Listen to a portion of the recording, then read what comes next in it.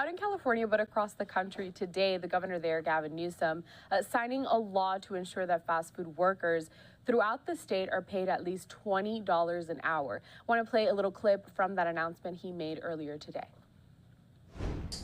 This wasn't easy. There were 100 plus hours in just the last few months negotiating this referendum off the ballot. That was a tectonic plate that had to be moved. It was a profoundly consequential prospect. Tens of millions, hundreds of millions of dollars would have been spent on that ballot to roll back the progress that the assembly members had made and advanced last year in SEIU. But we were able in good faith to negotiate that off the ballot. Once this signature is affixed to the bill, and we will hold them to that account and advance this cause. And I'll just remind you this cause, and very briefly, 557,000 people. 557,000 people, 30,000 locations. This is a big deal. Yeah. $20 an hour. 80% of the workforce. There's a lot of mythology about fast food. You know, Johnny used to learn the value of hard work. You know, he'd work a few hours in his first job. That's not the case, folks. That's a romanticized version of a world that doesn't exist.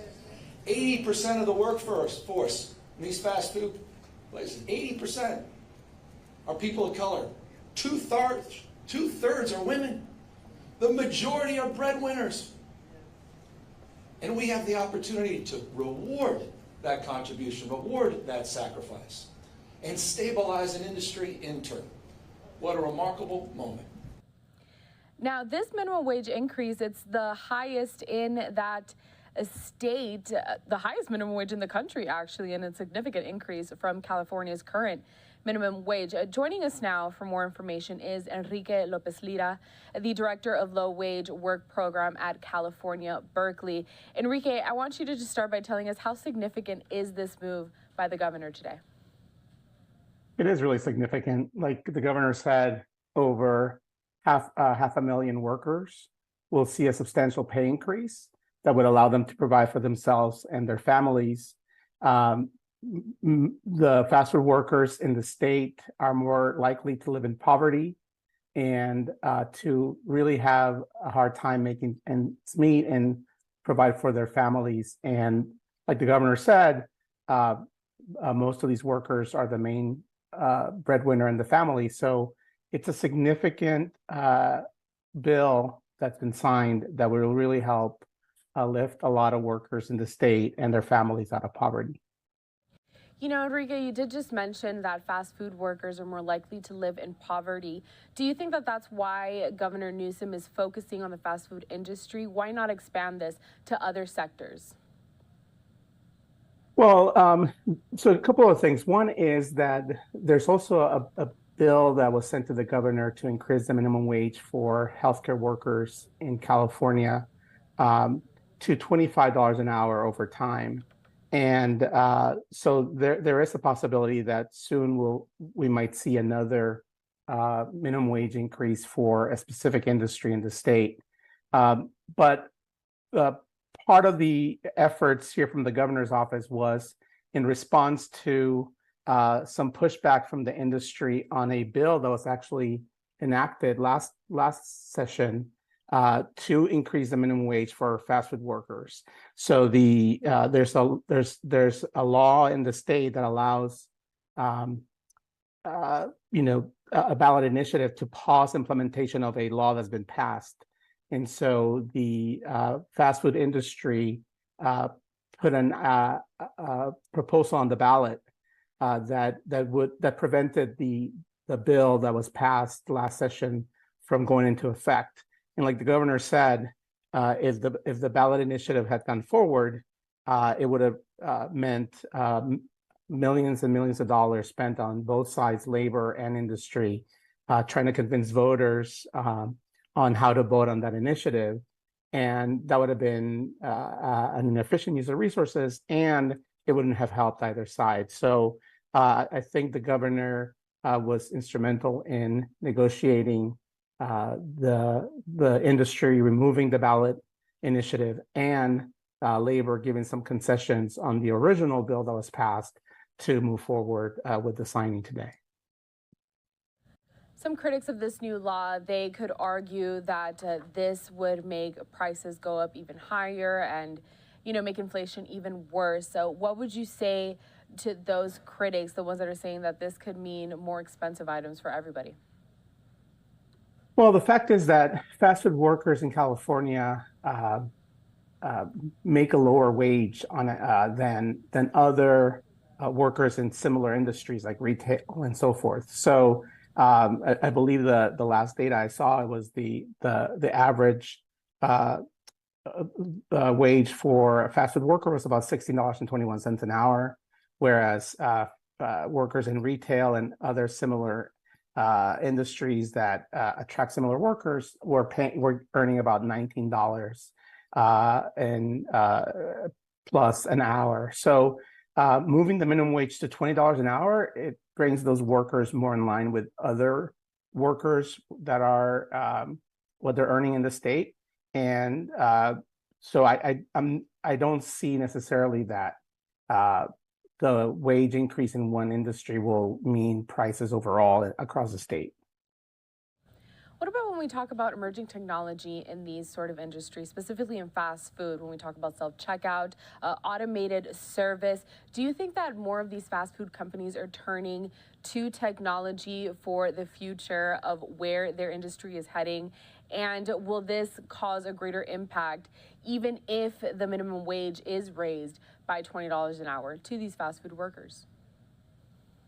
Well, I think we're seeing the deployment of technologies across all industries, and these technologies could have an impact on all occupations, not just fast food occupations. If you really can't watch the news or read a newspaper without hearing something about artificial intelligence and how that may be impacting workers across all industries and occupations. But if you look at the data, even though the labor market has become a little bit more slack than before, there's still a lot of job openings for workers in the fast food industry, and establishments are still having a hard time finding workers. So it would take time to deploy enough technology to replace the need for workers. And even though more and more establishments are using things like self-checkout, you still need people to prepare the food, and some people still want to come in and pay and receive a level of service that those technologies cannot provide. So I'm a labor economist by training, and some of the research shows that technologies replace tasks, not necessarily complete jobs. So I think we're still a ways away from having technology fully meet the needs of employers in the fast food industry. So, Enrique, a lot of people would argue that this is long overdue, a raise in minimum wage for workers, especially in California. It is so expensive. Do you think that this does enough, or do you foresee that a lot of these fast food workers will still have to live in poverty? I mean, we are talking about California. It's one of the most expensive states to live in this country.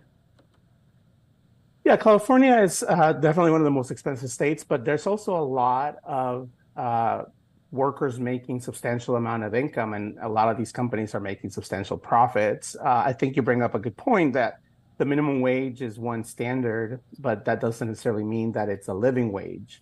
And what workers really need is a wage that allows them to be self-sufficient. So just to give you an example, according to the MIT living wage calculator, a single worker in California without kids would have to make about over $21 an hour to have a living wage. So the $20 minimum wage is not necessarily a living wage, and that even though it will help substantially these workers, there's still going to be a challenge in terms of self-sufficiency for many workers.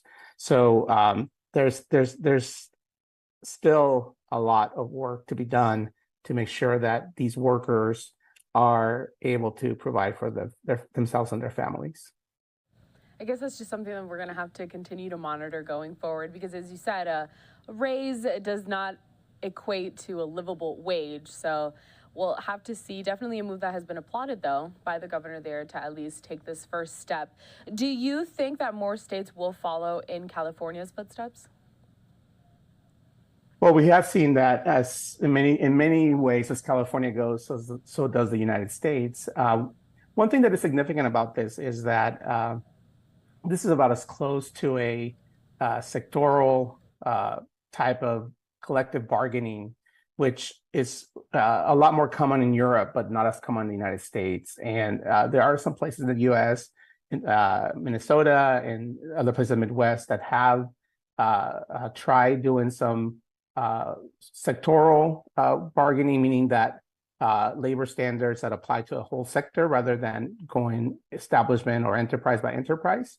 So this is probably as close as we have had in the United States and in California. And what makes it also very significant here is because the fast food industry is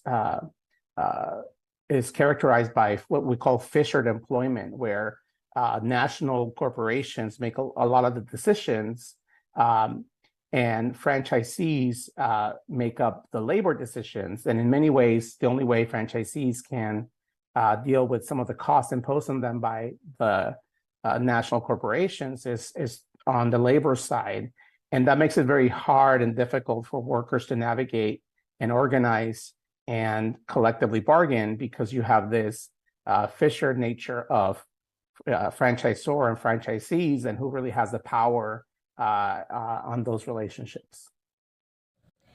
Enrique Lopezlira, director of the Low Wage Work Program at UC Berkeley. We appreciate your time here at Live Now from Fox to help us break down this new initiative in California to raise that minimum wage for fast food workers. We look forward to having you again as we continue to analyze if this move really did improve a lot of lives for those workers down there. Thank you very much for having me.